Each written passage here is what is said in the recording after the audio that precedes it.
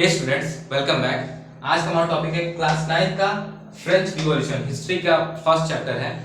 Start करते हैं। पहले आप लोग डेट जान लीजिए। 14 जुलाई 1789 में फ्रेंच रिवॉल्यूशन हुआ था। तो हम लोग बेसिकली फ्रेंच रिवॉल्यूशन के पहले का टाइमलाइन थोड़ा जान ले, जिससे हमें थोड़ा अंडरस्टैंड करने में इजी होगा। रिवॉल्यूशन का मतलब जान लेते हैं। रिवॉल्यूशन का मतलब होता है पॉलिटिकल चेंज। ढेर सारे पीपल्स एक जगह इकट्ठा होते हैं एक पॉलिटिकल चेंज लाने के लिए, उसको बोलते हैं रिवॉल्यूशन। तो सबसे पहले हम किंग के इंट्रोडक्शन से स्टार्ट करते हैं। फ्रांस का राजा थे लुई 16। ये कब बने? 1774 में। फ्रांस के किंग थे लुई 16, बने थे 1774 में। जब ये 20 साल के थे तब इनकी शादी हो गई थी ऑस्ट्रियन प्रिंसेस से, जिसका नाम था मैरिया एंटोनी।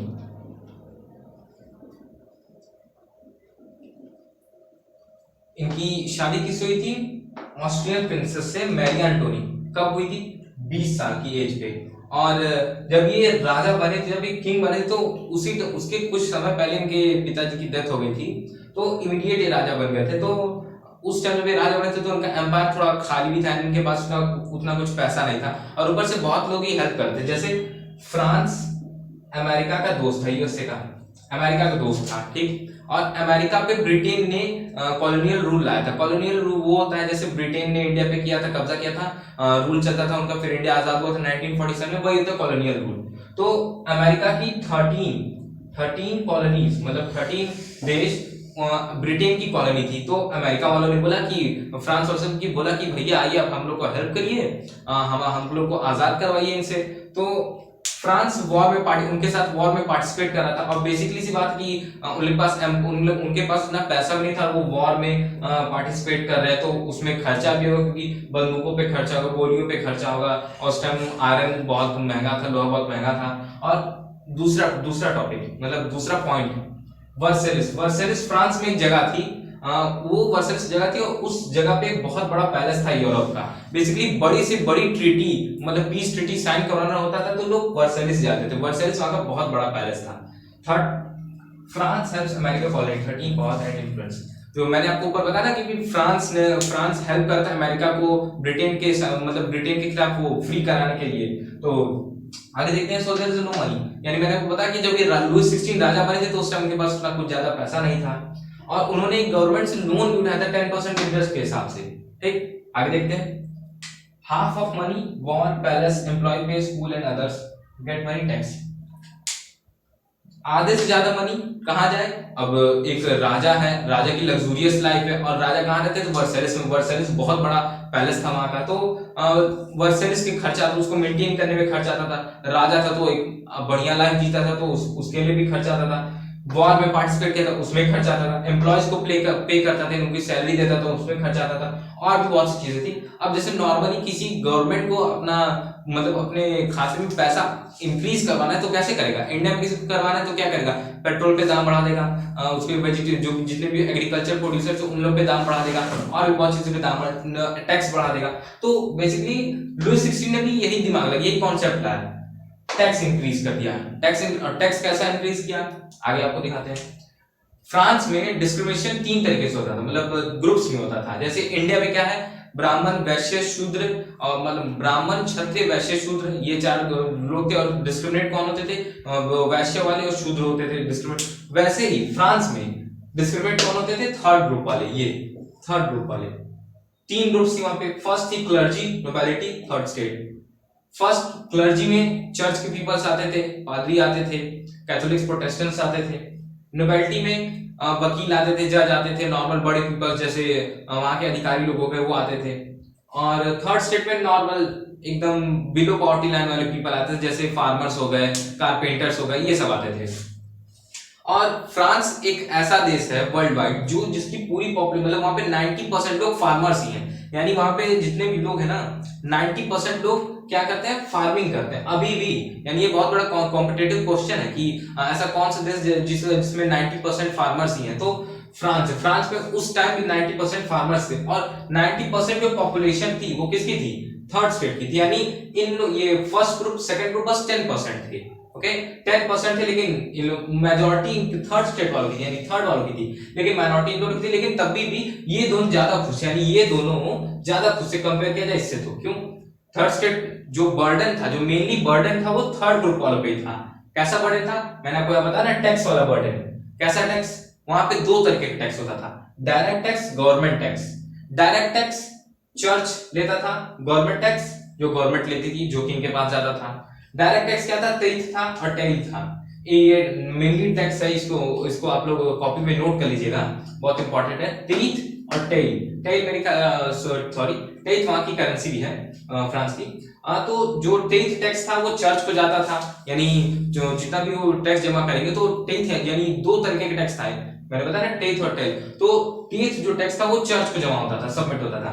और यहाँ पे 10% एग्रीकल्चर गुड्स, यानी जो एक साल में जितना, एक साल में एक महीने में जितना भी एग्रीकल्चर से सामान, मतलब जितना भी प्रोड्यूस किया गया है उसका 10% भी चर्च वालों को जाता था। गवर्नमेंट टैक्स लेती थी, गवर्नमेंट नॉर्मली जो टैक्स लेती वो लेती थी, ऊपर से रोड्स पे और जो खर्चा कर रही है पार्क्स, उनसे बहुत से और भी बहुत से टैक्स थे। आगे बढ़ते हैं। Third state are in struggle. अब जाहिर सी बात है कि इन लोगों को प्रिविलेजेस मिल रहा था, यानी फर्स्ट ग्रुप और सेकंड ग्रुप वालों को प्रिविलेजेस मिल रहा था, यानी इन लोग को टैक्स सबमिट ही नहीं, इन लोग को टैक्स भरना ही नहीं पड़ता था, तो इन लोग खुश थे। अब टैक्स की सारा बर्डन, और किंग ने क्या, किंग क्या कर रहा था कि किंग के पास पैसा नहीं था तो वो टैक्स इंक्रीज कर दिया। किंग के पास पैसा नहीं था, टैक्स इंक्रीज कर दिया। इंक्रीज हुआ तो किस पे सबसे पहले बर्डन पड़ा, थर्ड स्टेट वालों पे, क्योंकि इन लोग जितना कमाते नहीं थे उतना तो लोग टैक्स दे देते थे। अब आप ही बताइए कि कोई जैसे इंडिया में हुआ था लॉकडाउन के कारण, लॉकडाउन में कि बहुत जो जितने भी गरीब लोग थे, जो लोग जितना एक दिन का कमाते थे उतना घर पे ले जाके लोग खर्च करते थे, खाते थे, वही यहाँ पे भी हो गया था कि इन लोग जितना कमाते नहीं थे उतना, जितना कमाते थे उतना टैक्स दे देते थे। तो बहुत इन लोग थर्ड स्टेट वाले बहुत बड़ी स्ट्रगल में थे। और एक इसमें बहुत इंपॉर्टेंट वो टॉपिक है, मतलब एक पॉइंट है, 1715 1789 कंपेयर किया गया है। 1715 में फ्रांस की पॉपुलेशन थी 23 मिलियन, 1789 में फ्रांस की पॉपुलेशन होगी 28 मिलियन। आप बताइए 17th century, 18th century, 19th century, पूरे वर्ल्ड वाइड हर जगह वॉर हो रहे थे, हर जगह रिवॉल्यूशन हो रहे थे। और 1715 में जब इनकी पॉपुलेशन 23 मिलियन, 1789 में 28 मिलियन, अब इतनी तेजी से पॉपुलेशन बढ़ रही है तो क्या, अब हर जगह तो वॉर हो रहा है, तो कोई भी एग्रीकल्चर इतना बढ़िया नहीं। तो भले ही फ्रांस पावरफुल था, फ्रांस उस टाइम बहुत पावरफुल था, अमेरिका से भी पावरफुल था, लेकिन अब पॉपुलेशन बढ़ रहा है और जो भी एग्रीकल्चर प्रोड्यूस हो रहा है वो इतना नहीं, प्रोडक्शन मतलब पॉपुलेशन तो इंक्रीज हो, लेकिन प्रोडक्शन उतना ही है। तो क्या अब ये यहाँ पे लोग बेसिकली बहुत बड़े स्ट्रगल में थे। और जब पॉपुलेशन बढ़ेगी तो जाहिर सी बात है, जब गुड्स कम रहेंगे तो उन लोग का दाम भी इंक्रीज होगा, यानी उन लोग का मनी भी इंक्रीज होगा। आगे देखते हैं। दे कंज्यूम ब्रेड्स, वहां पे वेजिटेबल्स, फ्रूट्स ये सब बहुत महंगे हो गए थे, तो क्या लोग कंज्यूम करते थे, इन लोग कंज्यूम, ये दे कंज्यूम ब्रेड, यानी जो नॉर्मल ब्रेड होता है ना वो कंज्यूम करते थे। और एक टाइम पे ऐसी भी सिचुएशन आई थी कि ब्रेड्स भी बहुत महंगे हुए थे, और लोग जब नॉर्मली ब्रेड खाते थे और ब्रेड जब महंगे थे तो क्या खाएंगे लोग, वहां पे बहुत से हंगर और हार्डशिप आ गई थी, लोग भूखे भी मरते थे। फिर आ गई सब्सिस्टेंस क्राइसिस। सब्सिस्टेंस क्राइसिस एक टर्म है, ये आपके बुक में दिया, ये बहुत मैं इजी वे में समझा रहा हूं। जब कोई भी आदमी अपनी बेसिक नीड्स पूरी ना कर पाए उसे बोलते हैं subsistence crisis. Basic needs, normal basic needs क्या है, हम अपने मनपसंद का खा ना पाए, अपने मनपसंद का पहन ना पाए, मनपसंद अपने जा ना पाए ना, वही होती नॉर्मल बेसिक नीड्स। और अब देखिए जब थर्ड स्टेट वाले इतना परेशान है, दो तरीके का टैक्स दे रहे हैं, टेक एंड टैक्स गवर्नमेंट को दे रहे हैं, चर्च को दे रहे हैं, जितना हम लोग का मतलब कमा रहे हैं उतना तो टैक्स ही दे रहे हैं, तो मेनली बर्डन इन्हीं लोग के ऊपर है। फर्स्ट और सेकंड वाले तो एंजॉय में थे, बहुत मौज में थे। आगे देखते हैं 14 जुलाई को क्या हुआ, 7000 पीपल्स गैदर्ड। 14 जुलाई को 7000 पीपल्स गैदर हुए और उन्होंने किस पे हमला किया, बेस्टिल पे। बेस्टिल एक वहां का प्रिजन था, उस पे इन्होंने हमला किया। वहां पे इन लोगों ने इनके कमांडर को मार दिया, 7 प्रिजनर्स को रिलीज कर दिया, यानी वहां पे इन लोगों ने हमला किया और उनके कमांडर को मार दिया और जितने भी प्रिजनर्स थे उन लोगों को रिलीज कर दिया। ठीक है, आगे देखते हैं। अब जितने भी रिवॉल्ट्स हुए थे उसके आगे का देखते हैं। उसके पहले क्या हुआ था कि 3 फिलोसफर, अब हर जगह रिवॉल्ट्स हो रहे थे तो वहां पे लोग होते हैं ना कि ग्रुप से कोई एक खड़ा होता है जो सबको राह दिखाता है। जैसे इंडिया में महात्मा गांधी खड़े हुए थे सबके पीछे, मतलब सबके सामने खड़े हुए थे, फिर उन्होंने बताया नहीं ऐसे सत्याग्रह करिए। आगे देखते हैं। तो वहां पे 3 फिलोसफर बेसिकली खड़े हुए थे, जॉन लॉकी, जैम जैक्वेस रोसेक्यू और मॉन्टेस्क्यू। ये दोनों जो फिलोसफर्स थे बहुत बढ़िया फिलोसफर थे। इन्होंने ही किया था नहीं हमको भी रिवॉल्ट करना चाहिए, हमें भी प्रोटेस्ट करना चाहिए, हमें भी एक आर्मी फॉर्म करनी चाहिए। तो इन दोनों ने वो काम किया था। मॉन्टेस्क्यू जो थे इन्होंने ही लाया था लेजिस्लेटिव, जुडिशरी और एग्जीक्यूटिव, जो तीन सिस्टम है ना, इन्होंने ये वहां पे टर्म लाया था कि नहीं, यहाँ पे तो गलती से मैंने ऊपर नीचे लिख दिया है, इन्होंने ही वो तीनों लेके आया था टर्म कि यहाँ पे भी ये तीन टर्म होना चाहिए, यानी कॉन्स्टिट्यूट मोनार्की, हमारे यानी फ्रांस में भी मोनार्की सिस्टम होना चाहिए। Awareness amongst all the poor people, philosophers क्या होते हैं, सबके दिमाग में एक अवेयरनेस डाल देते कि नहीं हमें, और ऊपर से जो ये उस टाइम क्या हुआ था कि फ्रांस में एक न्यू मिडिल क्लास भी ऊपर आ रहा था, जो पढ़े लिखे लोग, अब जैसे जो भी पढ़ा लिखा लोग होंगे, जितने भी पढ़े लिखे लोग होंगे, वो सब चाहते हैं कि सबको इक्वल ट्रीट किया जाए। और यहाँ पे राइट टू इक्वालिटी थी नहीं, क्यों नहीं थी, क्योंकि फर्स्ट ग्रुप वाले, मैंने आपको पहले पीछे बताया ना कि फर्स्ट ग्रुप और सेकंड ग्रुप जो थे, इन लोग को टैक्स नहीं पे करना पड़ता था, और थर्ड ग्रुप वाले सिर्फ टैक्स पे करते थे, तो वहां पे इक्वालिटी क्यों थी नहीं, तो सब लोग प्रोटेस्ट कर रहे थे, सब लोग रिवॉल्ट करने लगे, तो किंग उस टाइम लोग पे थोड़ा सा भी ध्यान है, सबको इग्नोर कर रहा था। लेकिन अब किंग के पास जब ऐसी बातें पहुंच रही थी कि लोग अब रिवॉल्ट चालू कर दिए, तो अब किंग ऊपर से अब उसने उन लोगों ने बेस्टिल पे हमला कर दिया। बेस्टिल पे हमला कब किया, तो 14 जुलाई को किया था। तो ये बेस्टिल पे हमला की पहले की बात है, मतलब थोड़ा पहले की बात बता रहे हैं, तो किंग थोड़ा सा अंडरस्टिमेट कर रहा था, लेकिन अब वो ध्यान देने लगा, और उन्होंने एक नेशनल असेंबली बुलवाई। नेशनल असेंबली कब बुलवाई, 5 मई 1789, ये रिवोल्ट के बाद, कब, बेस्टिल पे हमला के बाद 5 मई 1789 को उन्होंने एक असेंबली बुलाई, नेशनल असेंबली बुलाई, उसका नाम रखा था जनरल असेंबली रखा था। इसमें बेसिकली फर्स्ट ग्रुप के भी लोग थे, सेकंड ग्रुप के भी लोग थे, थर्ड ग्रुप के भी लोग थे। इसमें फर्स्ट ग्रुप से 300 पीपल्स आए थे, सेकंड ग्रुप से 300 पीपल्स आए थे, थर्ड ग्रुप थे, अब वहां पे 90% लोग फार्मर्स थे, तो बेसिकली सब आ गए थे, 60% लोग, मतलब 600 लोग वहां पे आ गए थे। लेकिन इसमें किसकी एंट्री नहीं थी, वुमेन्स की एंट्री नहीं थी, बच्चों की एंट्री नहीं थी, ठीक। तो ये एक जनरल असेंबली थी। यहाँ पे किंग ने इन लोगों को इसलिए बुलाया था कि इन लोग अब एक, मतलब इन लोग से पूछा जा सके कि नहीं आप लोग क्या चाहते हैं, आप लोग रिवोल्ट ना करिए, टैक्स कम किया जाए कि क्या, मतलब ये बस एक राय लेने के लिए आया था और गाइड करने के लिए इन लोग को बुलाया गया था। अब वहां पे 300 लोग थे, और तो इन लोगों को बैठाया गया था, लेकिन 600 लोग थे, ये थर्ड स्टेट से 600 लोग थे, तो वहां पे जगह नहीं थी, तो लोग वहां पे जमीन पे बैठ गए थे। अब 600, एक तो ऑलरेडी लोग डिस्क्रिमिनेट थे, और ऊपर से वहां पर लोग की रिस्पेक्ट नहीं हो रही थी, तो एक बहुत बुरी चीज है ये। आगे देखते हैं, they want one people one vote but declined.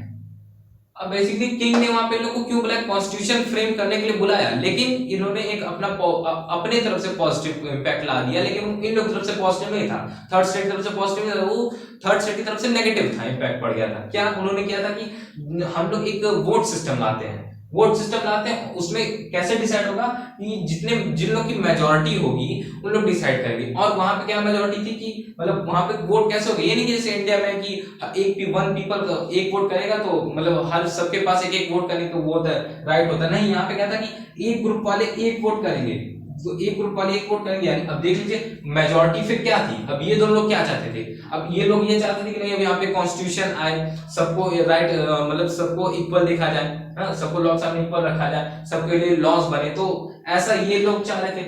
और लेकिन किंग ने क्या किया कि नहीं मेजोरिटी होनी चाहिए वोट में, और ये दोनों लोग का सेम, मतलब इन लोग की आइडियोलॉजी सेम थी, तो बेसिकली इन लोग दो हो जा रहे थे वोट से, इन लोग एक ही हो जा रहे थे, तो मेजोरिटी इनकी है ना, तो बेसिकली यही जीत जाएंगे। आप ही बताइए, मेजोरिटी इनकी, दो लोग यही हो जा रहे, तो यही दोनों लोग जीत जाएंगे, तो फिर वहां पे कॉन्स्टिट्यूशन आएगा ही नहीं। तो इन लोगों ने थोड़ा प्रोटेस्ट किया कि नहीं ऐसा नहीं होगा, हम लोग ये चाह रहे हैं कि एक पीपल के पास वन वोट, यानी वन पीपल का वन वोट, यानी सब लोग एक एक वोट कर सके। लेकिन किंग ने ये प्रस्ताव करा दिया, डिक्लाइन कर दिया। आगे देखते हैं, 20 जून कोर्ट फ्रेम कॉन्स्टिट्यूशन। अब क्या हो गया था वहां पे, अब यहाँ पे किंग ने इन लोग की बात नहीं मानी, तो ये लोग उठ के नॉर्मली चले गए थे। और जब यहाँ पे फिलोसफर्स आ गए हैं, इन लोग बताते थे कि इन लोग आइडिया देते थे कि इन लोग गाइड करते थे बेसिकली कि आप ऐसे करिए, तो वो आपकी बात मानेंगे, रिवोल्ट करिए, प्रोटेस्ट करिए, तो ऐसा वहां पे होता था। तो बहुत से रिवोल्ट, बहुत से वॉर चालू, हर जगह लोग ग्रुप बना के क्या करते थे, लोग फर्स्ट ग्रुप वालों पे, सेकंड ग्रुप वालों की फैमिलीज पे हमला करते थे, उन लोगों को मार देते थे, तो वहां पे बहुत ज्यादा वायलेंस हो गया था। तो फिर 20 जून को उन्होंने मतलब उन लोग सबको बुलाया कोर्ट में, और बोला कि नहीं आज हम कॉन्स्टिट्यूशन फ्रेम करेंगे।